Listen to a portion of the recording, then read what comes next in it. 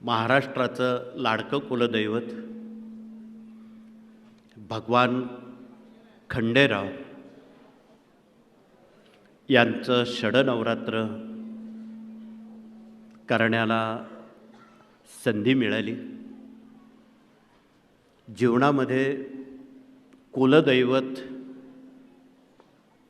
ही नातं वैयक्तिक, कौटुंबिक, सामाजिकदृष्ट्या खूप महत्त्वाचं आहे.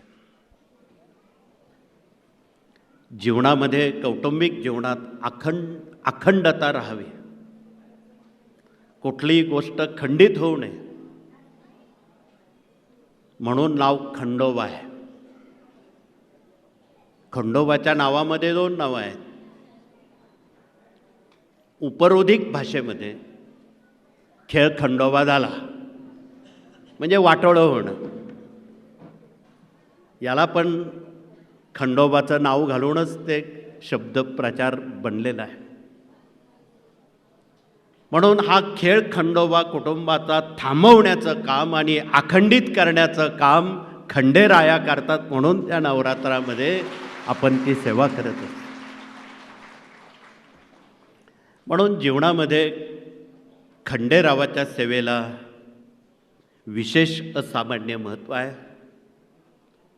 म्हणून कालच्या आठवड्यामध्ये आपण षडनवरात्र करताना मल्हारी सप्तशती हा एक अतिक्रांतिकारी ग्रंथ तुमच्या हातात मिळालेला आहे.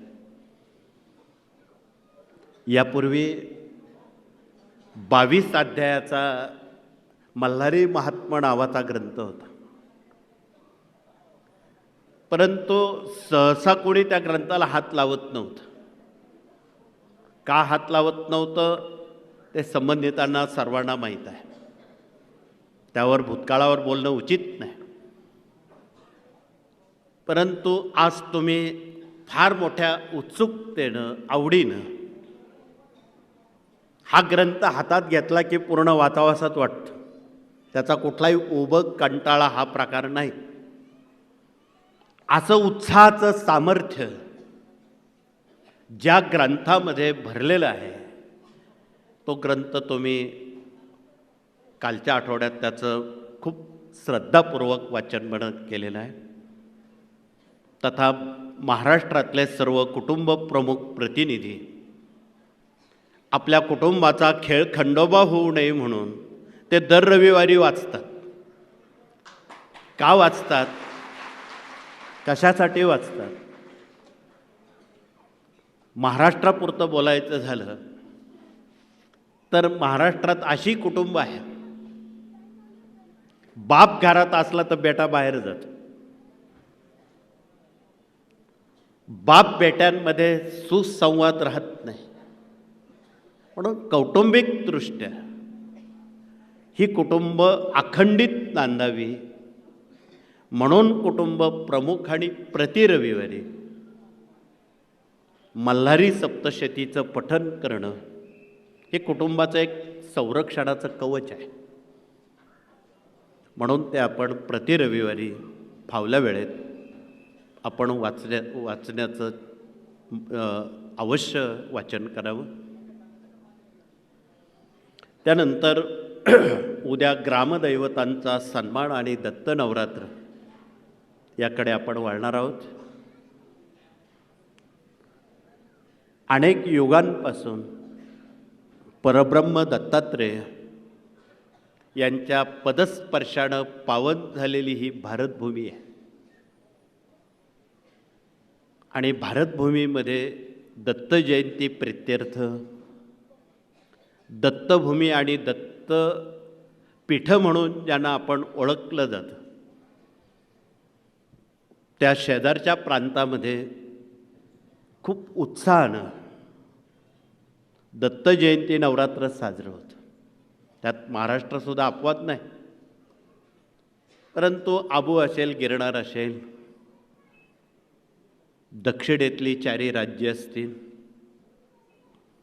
गाणगापूर असेल, पिठापूर असेल, कुरवपूर असेल, वाडी औदुंबर असेल, या दत्तधामांमध्ये प्राचीन कालापासून दत्त नवरात्र, दत्तभक्ती ही जनतेला सांगावं लागत नाही, ते उपजत कुणांनी त्याकडे त्यांचे पाय ओढले जातात. आणि भारतातला सर्व सेवेकरी परिवार या भक्तीचं अत्यंत श्रद्धेनं आदर करून यात सहभागी होत असतो. म्हणून या दत्त जयंतीच्या नामसप्ताहामध्ये साप्ताहिक दैनिक सेवा केंद्रांमध्ये आपणाला प्रचंड उत्साह निर्माण व्हावा,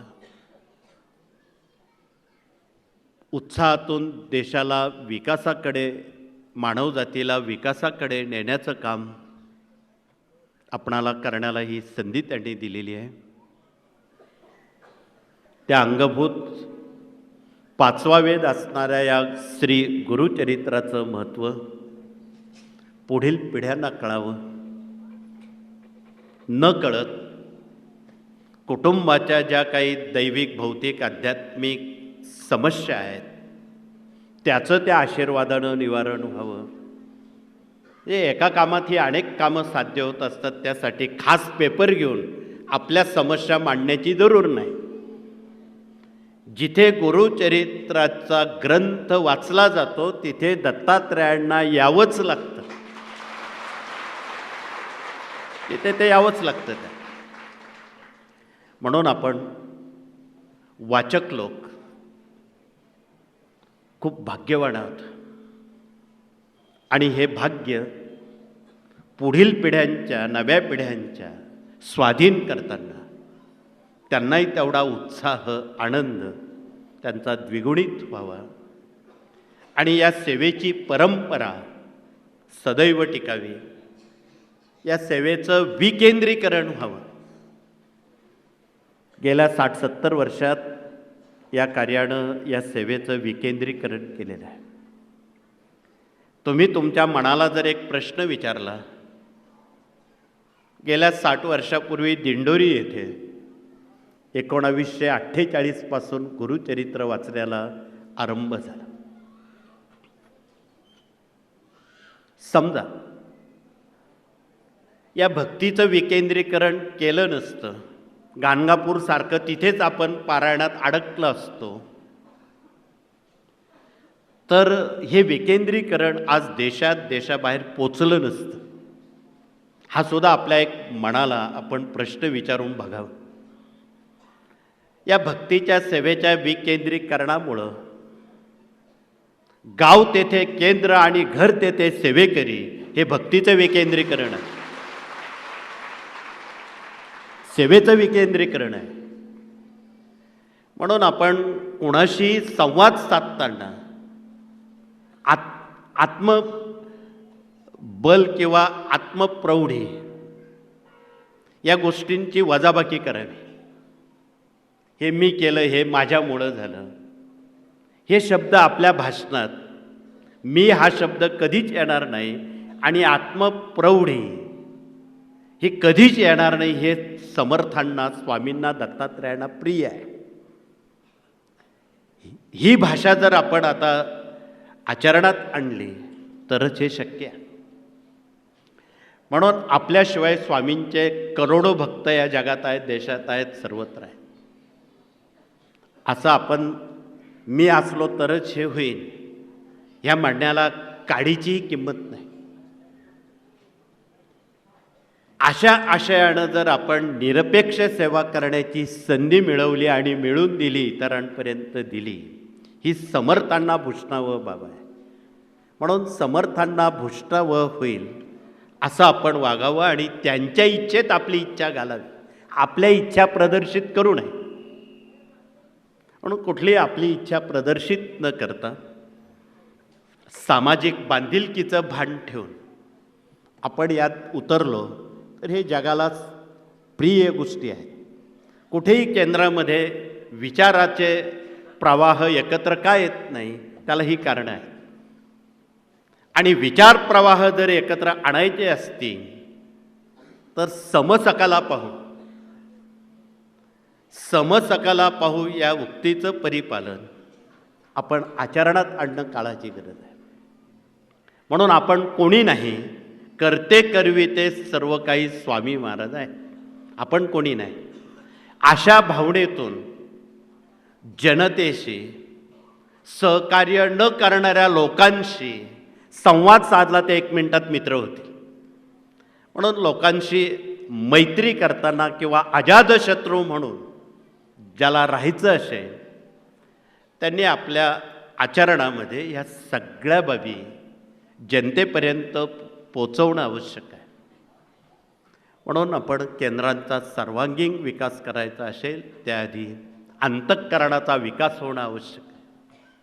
संस्कार हे डोक्यावर करून चालत नाही, ते अंतःकरणावर करावे लागतात, तेव्हा माणसं जोडली जातात. म्हणून त्या दृष्टीनं आपण सर्वजण याच भावनेनं आलेला आहात. म्हणून या 7 दिवसाच्या कार्यकालामध्ये उद्याला आपल्याजवळ 1च दिवस शिल्लक आहे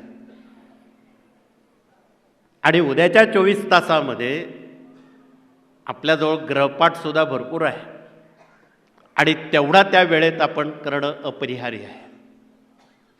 म्हणून उद्या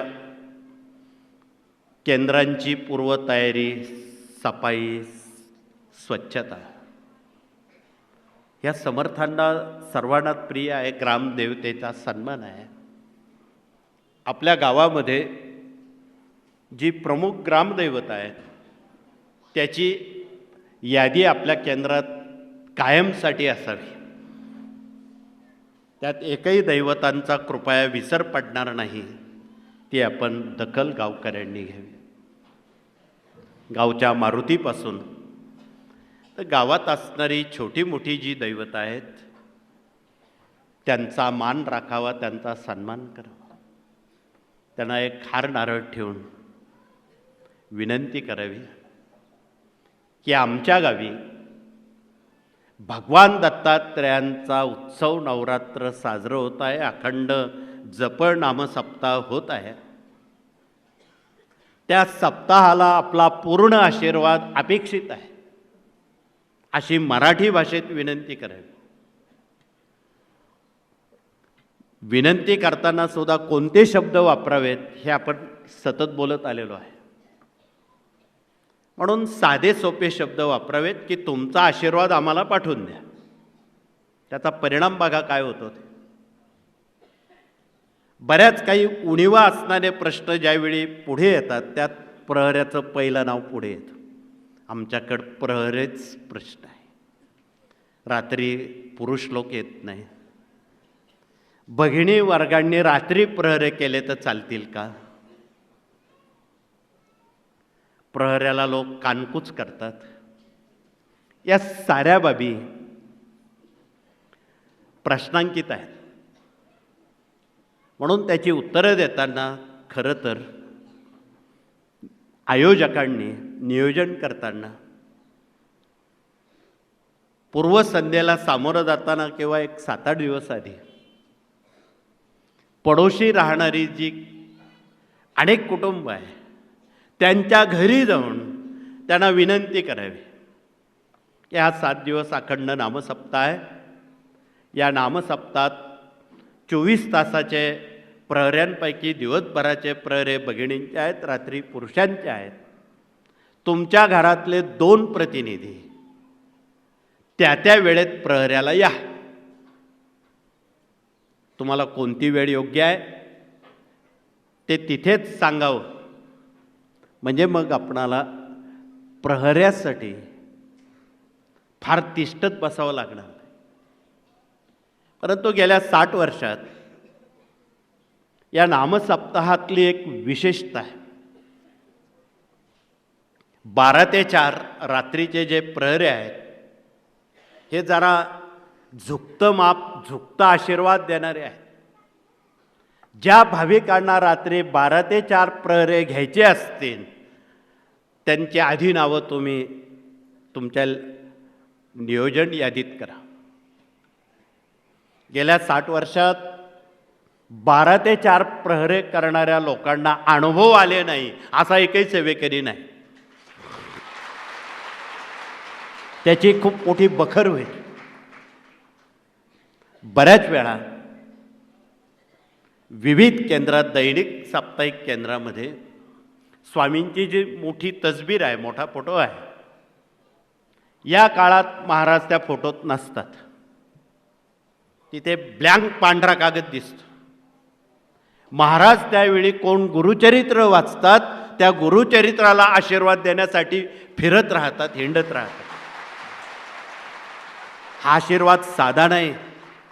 हिमालयातल्या हजारो योग्यांना परमेश्वर आजही भेटत नाही. आणि आपण साधी भोळी भाबडी माणसं, ग्रस्ताश्रमी माणसं आहोत. यांचं एवढं मोठं पुण्य आहे की भगवंताला तिथे यावं लागतं. ही फार मोठी अनुभूती. म्हणून हिमालयात न जाता, अन्यत्र कोठे न जाता, तुकाराम महाराजांच्या भाषेत ठाईचं बैसुनी करा एक चित्त, आवडी आनंद आळवावा, हे त्यातलं रूपक आहे. म्हणून आपण अत्यंत भाग्यवान आहात की प्रहरे किती महत्त्वाचे आहेत. गुरुचरित्राच्या तोडीपेक्षाही प्रहरे जास्त महत्त्वाचे आहेत. प्रहऱ्याबाबत बोलायचं झालं तर ज्ञानेश्वर भावंडांपैकी आजही रेड्याची समाधी ज्या गावी आहे, आळेफाट्याजवळ, 725 वर्ष झाली. त्या रेड्याच्या समाधीजवळ पूर्व परंपरेत विना खाली ठेवला जात नाही. गळ्यात विना अडकवलेला आहे, खुंटीला अडकवला जात नाही. 725 वर्षात अजून विना कोणीही खाली ठेवलेला नाही. तासन तास ती माणसं उभी असतात आणि विनाचं वादन करतात. कोण येईल, कोण सोडवेल आपल्याला, याची ते वाट बघत नसतात.